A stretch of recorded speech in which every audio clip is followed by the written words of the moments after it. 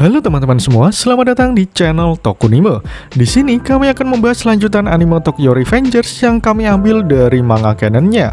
Sehingga bagi teman-teman yang hanya ingin menonton dari animenya saja, saya sarankan untuk berhenti menonton sampai di sini.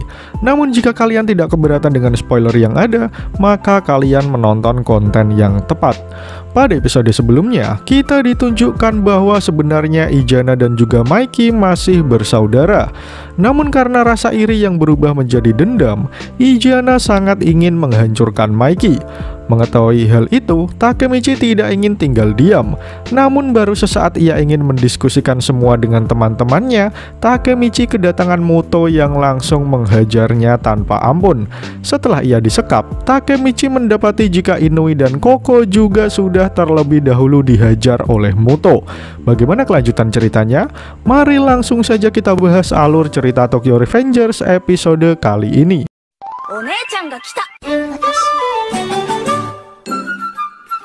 Panel pertama menunjukkan Muto yang masih menyekap Inui, Koko, dan juga Takemichi.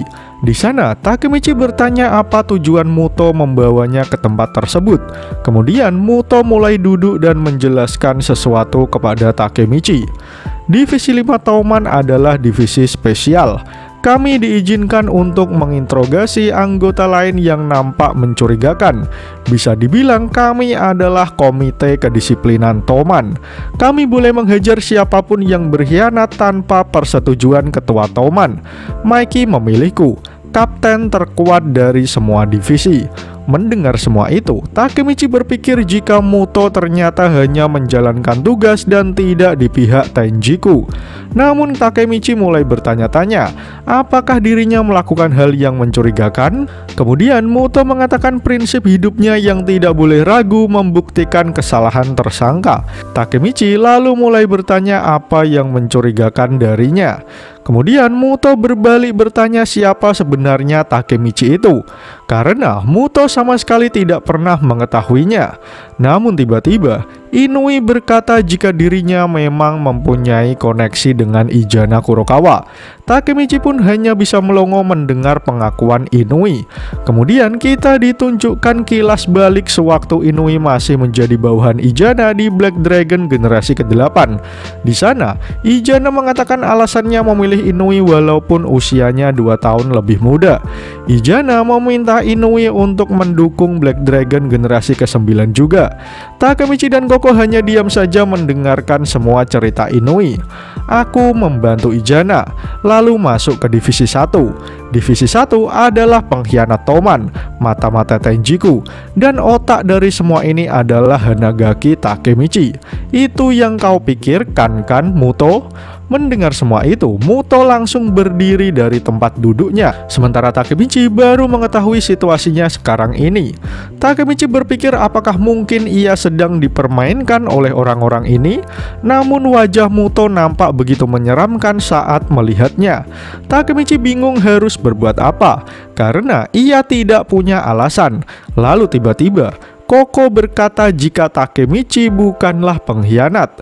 Inui juga berkata jika Muto salah besar karena mereka semua tidak mengkhianati Touman. Sekarang berlututlah dan meminta maaf kepada kami, karena kami tidak tahu apa-apa.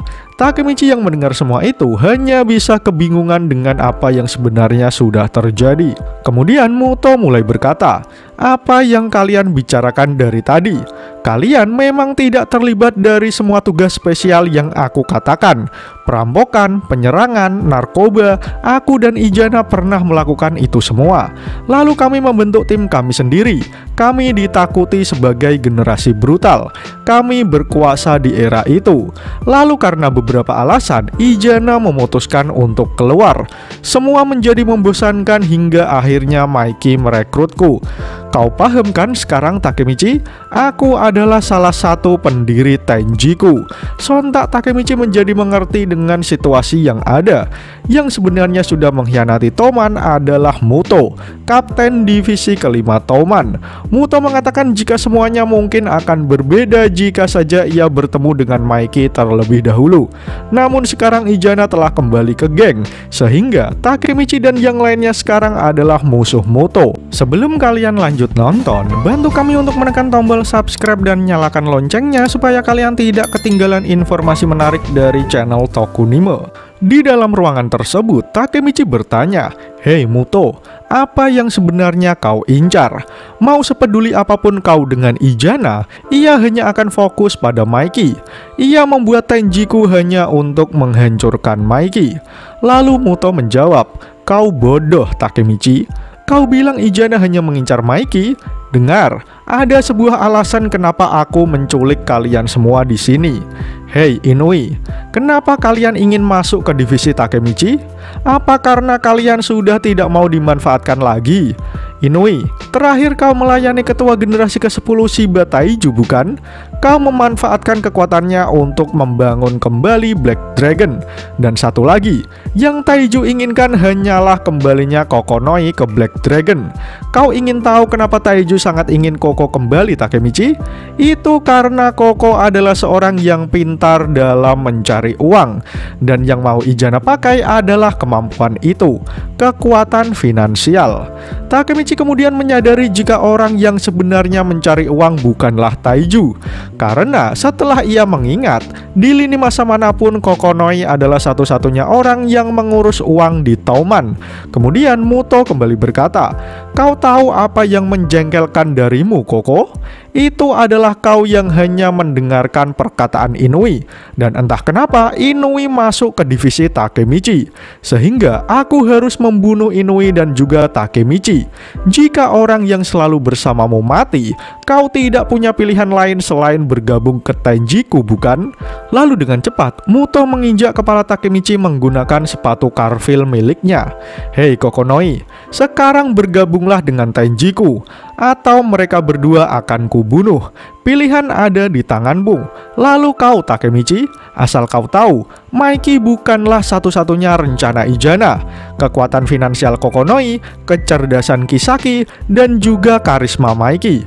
Izana bisa memanfaatkan semua itu dengan maksimal dan membentuk organisasi kriminal terhebat. Generasi S62 sekarang sudah berumur 18 tahun. Sampah seperti geng motor itu hanya untuk bocah.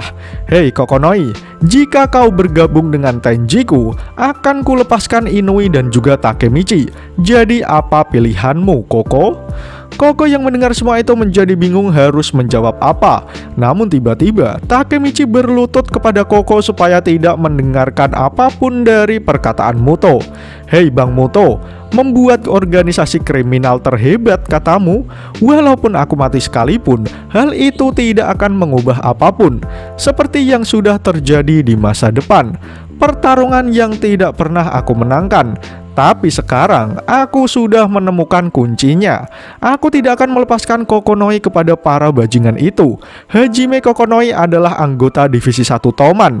Aku tidak akan melepaskan bawahanku kepada orang sepertimu." Muto dan Koko sangat terkejut mendengar sumpah yang Takemichi ucapkan. Takemichi berpikir jika ia hanya harus melindungi Koko supaya ia bisa menang.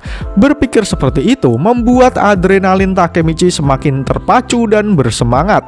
Sesaat kemudian Muto berkata jika Takemichi tidak mungkin menang melawannya. Namun Takemichi malah menyeringai dan menganggap Muto tidak mengerti apa-apa. Ini bukan tentang menang atau kalah. Inui yang mendengar perkataan Takemichi hanya bisa melongo. Ia tiba-tiba mengingat perkataan yang Shinichiro sampaikan dahulu. Lalu dengan modal nekat, tiba-tiba Takemichi berlari menerjang Muto dengan tangan yang masih terikat. Malam mulai tiba. Saat Takemichi membuka matanya, ia mendapati dirinya sudah terbaring di antara tumpukan sampah. Ia berada di sana bersama Inui. Kemudian Takemichi mengingat kejadian yang baru saja menimpanya. Saat melawan Muto, Inui membantu Takemichi. Namun mereka berdua memang bukan tandingan Muto, apalagi dengan tubuh yang sudah babak belur. Di sana Muto mendesak Kokonoi untuk segera memberikan keputusan, karena jika tidak ia lakukan, kedua teman-temannya benar-benar akan mati. Melihat semua itu, Koko terpaksa menyuruh Muto untuk berhenti memukuli Takemichi dan juga Inui. Koko berkata jika ia akan menurut, namun ia meminta Muto untuk melepaskan Inui dan juga Takemichi. Itulah apa yang sudah terjadi hingga Takemichi harus menggendong tubuh Inui untuk menuju ke rumah sakit. Di sana, Inui meminta maaf kepada Takemichi karena tidak bisa melindungi Koko. Namun dengan tersenyum, Takemichi berkata jika itu bukanlah sebuah masalah. Lagi pula, Koko tidak akan dibunuh oleh mereka karena Tenjiku sangat membutuhkan Kokonoi. Inui, aku salah menilai tentang dirimu. Aku mengira kalian berdua berada di pihak Tenjiku ataupun geng lainnya, tapi kalian malah membantuku. Bahkan Koko mengorbankan diri supaya kita bisa selamat. Kalian berdua adalah orang baik. Kalian berdua adalah temanku. Aku tidak akan membiarkan Koko berada di Tenjiku. Akan kulakukan apapun untuk membawa dia kembali. Itu adalah alasan kenapa ini tidak menjadi masalah, Inui. Kemudian Inui bertanya bagaimana cara Takemichi membawa Koko kembali. Takemichi pun menjawab jika ia akan memikirkannya mulai dari sekarang. Mendengar jawaban itu, Inui malah tertawa mengejek.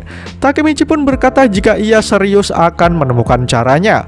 Namun Inui malah menyuruh Takemichi untuk mengikutinya. Kemudian Inui mengajak Takemichi menuju ke tempat persembunyiannya dengan Koko. Di sana mereka menyembuhkan luka yang didapat dari pertarungannya melawan Muto. Inui kemudian berkata, "Aku punya alasan kenapa aku ingin menghidupkan kembali Black Dragon. Koko, dia selalu bersamaku kemanapun aku pergi. Walaupun aku orang yang tidak berguna, ia selalu mendukungku. Karena itu, aku rela mati demi Koko. Dan aku juga mempercayakan hidupku padamu. Tolong jadilah penerus Black Dragon, Takemichi. Jadilah ketua Black Dragon generasi ke-11. Inui mengatakannya sembari berlutut di hadapan Takemichi. Di sana, Inui meminta Takemichi untuk menyelamatkan Koko dan menyelamatkannya. Kemudian chapter pun berakhir. Pada chapter kali ini, kita mendapati fakta bahwa pengkhianat yang ada di dalam tubuh Toman adalah kapten divisi kelima, yaitu Muto Yasuhiro. Ia sengaja menculik Inui dan Takemichi supaya Koko mau bergabung bersama Tenjiku. Dengan kekuatan finansial yang Koko miliki, Tenjiku berencana membuat organisasi kriminal terhebat yang pernah ada. Takemichi masih mencoba melawan bersama Inui, namun kekuatan Muto benar-benar luar biasa. Hal itu membuat Koko akhirnya menuruti apa yang Muto minta, asalkan Takemichi dan Inui bisa ia selamatkan. Menarik untuk menanti bagaimana kelanjutan cerita Tokyo Revengers di chapter selanjutnya. Jika kalian suka dengan pembahasan kali ini, jangan lupa share video ini ke sosial media kalian ya. Atau jika ada request, kritik, dan saran, langsung saja sampaikan di kolom komentar di bawah. Karena kritik dan saran kalian akan membuat channel ini terus berkembang. Akhir kata, terima kasih sudah menonton video ini hingga akhir. Sampai jumpa di video selanjutnya.